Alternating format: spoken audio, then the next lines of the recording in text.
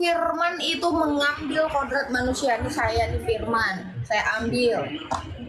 Ya saya tetap ini dengan dua kodrat. Makanya Yesus itu kan dikatakan memiliki dua kodrat. Kodrat Allahnya itu mau kembali kemana emang dia seperti itu? Oh iya.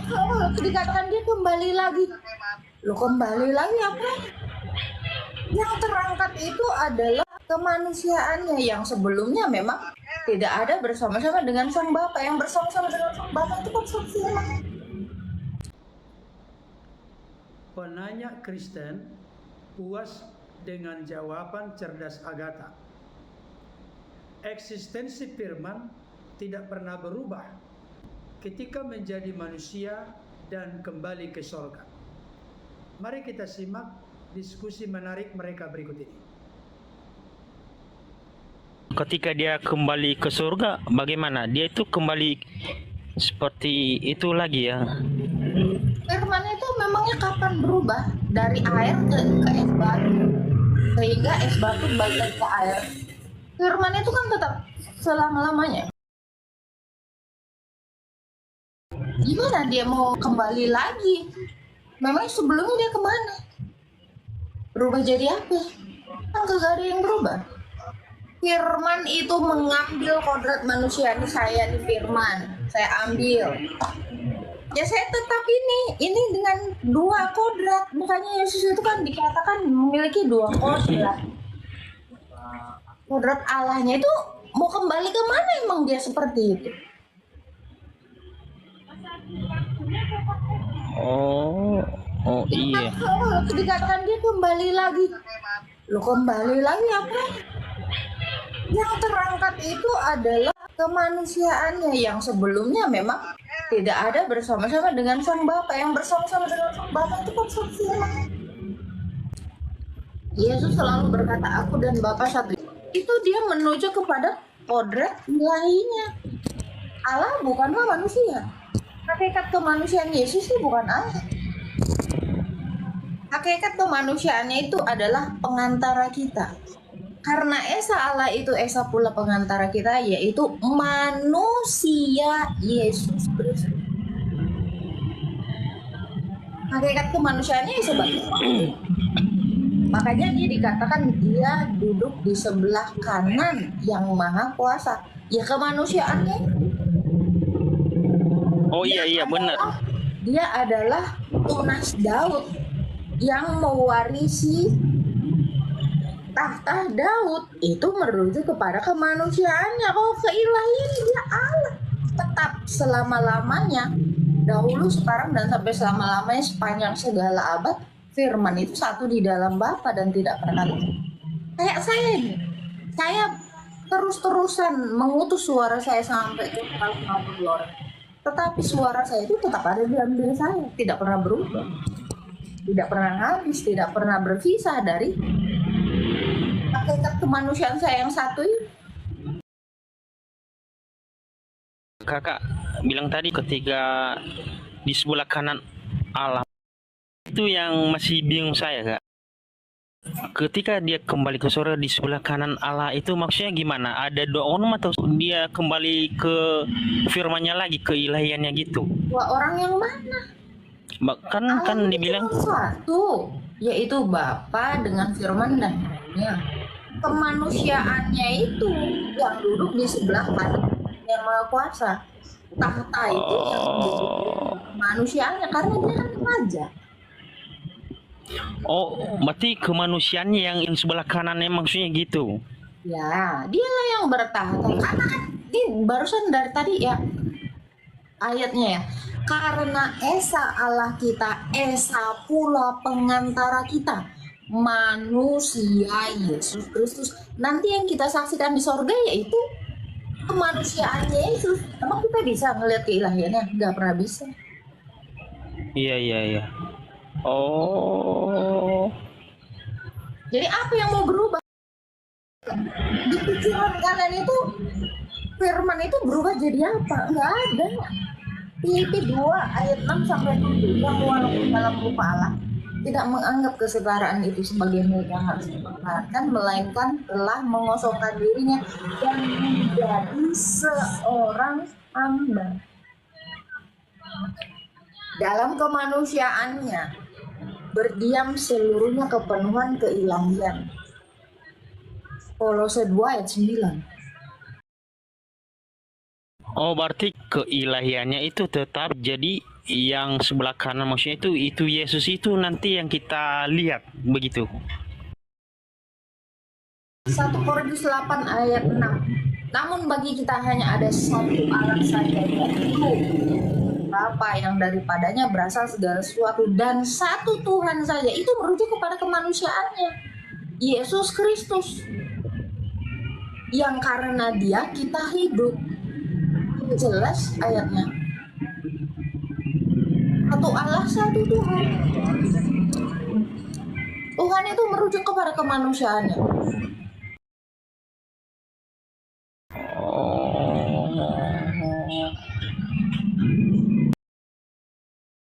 iya. Kalau keilahiannya itu satu di dalam Bapa. Makanya Yesus selalu berkata, aku dan Bapa satu. Apa yang dikerjakan Bapa itu yang kerjakan. Berarti keilahiannya kan kita nggak bisa lihat kan? Berarti yang kita lihat nanti pas di surga itu kan kemanusiaan gitu. 1 Timotius 6 ayat 16. Dialah satu-satunya yang tak takluk oleh maut, bersemayam dalam terang yang tak terhampiri. Tidak seorang pun yang bisa melihatnya. Kemuliaan hanya baginya. Yohanes 1 ayat 18. Allah itu tidak bisa kita lihat, tetapi firman yang ada di dalam pangkuannya, anak tunggal yang ada dalam pangkuannya, Dia yang menyatakan. Itu dalil-dalil.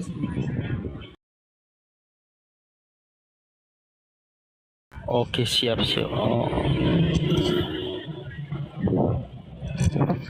Oh, iya. Ya jelas sih. Itu yang saya ragu, agak bingung selama ini sih, agak karena ketika dikatakan sebelah kanan Allah, tapi saya udah paham sih ketika Kak Agatha udah jelasin. Terima kasih banyak, Kak. Ya, jadi banyak ya yang mengerti Tritunggal, tetapi mereka tak mengerti Kristologi, itu orang banyak. Mereka monofisit. Jadi mengira ya Yesus itu cuma satu kodrat. Firman itu ya satu kodrat. Kalau nggak Allah aja, ya manusia aja. Kalau nggak manusia aja, ya Allah. Jadi Tritunggal monofisit itu banyak. Saya sering lihat. Jadi mereka tidak benar-benar memahami Kristologi itu seperti apa. Makanya selalu bertanya-tanya, loh, berarti ada dua tahta, padahal ada satu tahta. Berarti kita mengenal Allah itu kan lewat firman-Nya ini kan yang menjadi manusia kan? Itu intinya kan? Tentu. Wah, oke, siap. Ibrani 1 ayat 1. Tapi kenapa umat sebelah ini nggak percaya dan membatasi kuasa Allah itu? Padahal udah tahu kan Allah itu maha kuasa. Mau jadi apapun kan bisa. Hal tentang kerajaan surga itu hanya diungkapkan oleh Tuhan Yesus bagi yang memiliki hikmat. Bagi mereka yang tidak diberikan hikmat, mereka akan melihat semua ayat-ayat itu sebagai perumpamaan. Yesus sudah mengatakan, ada selaput yang menutupi mereka, ada selubung yang menutupi mereka. Iya. Kalau mereka masih mengerti dan percaya, ya semua jadi Kristen lah, mau gimana? Iya, benar Kak. Saya juga bingung. Pernah saya tanya begini, apakah Allah itu maha kuasa? Katanya iya. Saya bilang, ketika Allah itu mau menjadi manusia, bisa nggak? Katanya nggak bisa. Lah, di mana maha kuasanya di situ? Katanya, mana mungkin Allah menjadi dari yang tinggi menjadi rendah? Waduh, kan saya juga berpikir, kan Tuhan itu maha kuasa. Kalau mau jadi apapun kan itu membuktikan bahwa dia itu maha kuasa. Tapi kenapa kita sebagai manusia membatasi kuasanya gitu? Saya pikir ini gimana sih? Jadi simpelnya gini ya, bagi mereka Allah itu sesuatu yang kurang tinggi. Kenapa saya katakan bagi mereka Allah itu sesuatu yang kurang tinggi? Karena Allah itu bagi mereka tidak mungkin merendahkan diri. Logikanya hanya yang maha tinggi yang bisa merendahkan.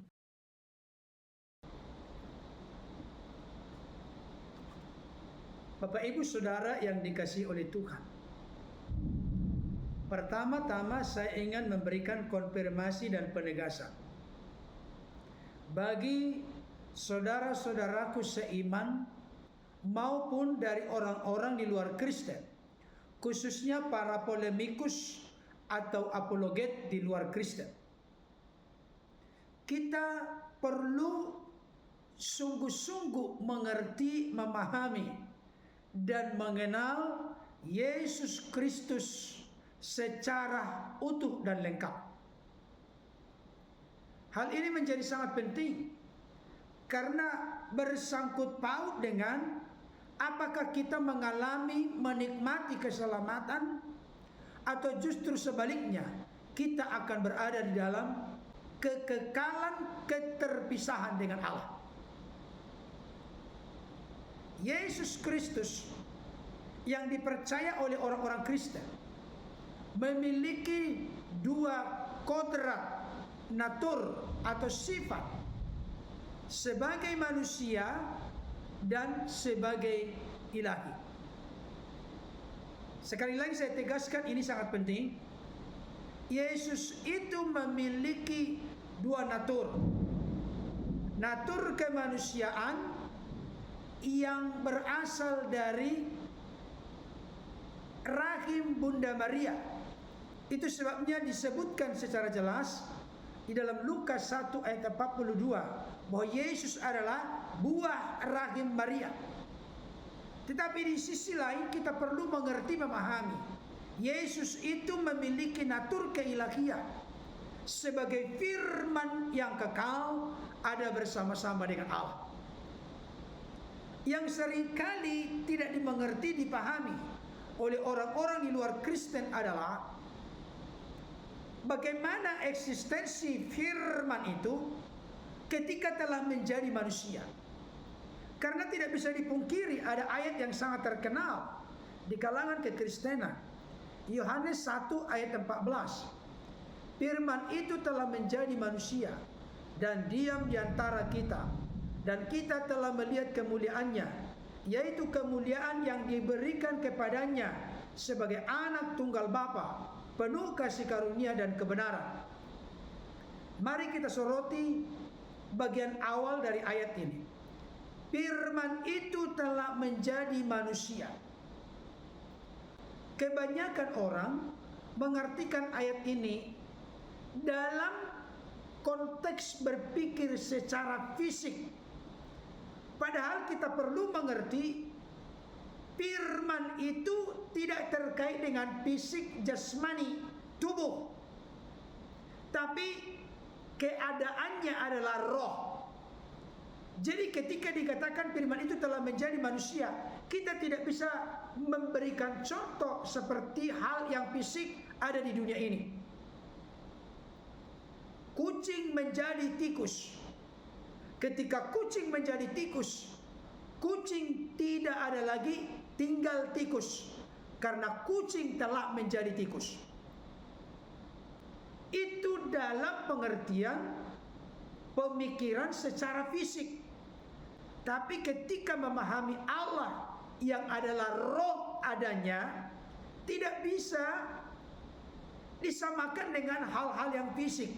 Sebab Allah itu adalah sesuatu yang metafisik, sesuatu yang ada di balik yang fisik. Ini perlu kita pahami dalam konteks berpikir supaya kita jangan keliru dan salah memahami Allah yang benar itu. Jadi ketika dikatakan firman itu telah menjadi manusia, bukan berarti eksistensi firman itu menjadi tidak ada. Bukan berarti eksistensi firman itu berubah menjadi sesuatu yang lain, dalam hal ini menjadi manusia. Hal ini lebih dijelaskan di dalam Filipi 2 ayat yang ke-6 sampai ayat 8. Yang walaupun dalam rupa Allah tidak menganggap kesetaraan dengan Allah itu sebagai milik yang harus dipertahankan, melainkan telah mengosongkan dirinya sendiri dan mengambil rupa seorang hamba dan menjadi sama dengan manusia. Dan dalam keadaan sebagai manusia, ia telah merendahkan dirinya dan taat sampai mati, bahkan sampai mati di kayu salib. Di sini ada ungkapan yang sangat menarik perlu kita soroti. Dan mengambil rupa seorang hamba dan menjadi sama dengan manusia. Jadi firman itu mengambil rupa seorang hamba. Firman itu mengambil rupa manusia. Dengan kata lain, sang firman itu ketambahan natur baru terhadap dirinya yang tidak pernah berubah dalam eksistensi kekal sebagai firman. Hal ini perlu kita mengerti, memahami secara clear dan tuntas. Oleh karena itu Bapak Ibu Saudara, kita perlu membuka hati pikiran kita bahwa Yesus itu memiliki dua natur, natur kemanusiaan dan natur keilahian. Itu ada dalam satu pribadi sang firman. Bisa dibedakan tetapi tidak bisa dipisahkan. Tidak bercampur baur. Pribadi dari yang ilahi itu dalam konteks Yesus adalah pribadi sang firman yang ketambahan natur baru, yaitu tubuh jasmani fisik kemanusiaannya yang menjadi buah rahim Maria, tapi eksistensi sebagai firman yang kekal tidak pernah berubah ketika dia mengenakan tubuh kemanusiaan. Bapak Ibu Saudara, saya perlu memberikan konfirmasi dan penegasan kepada kita. Adalah hal yang pasti menjadi sebuah garansi dan jaminan ketika Yesus itu ada dalam keadaan sebagai manusia dan ada dalam keadaan sebagai yang ilahi.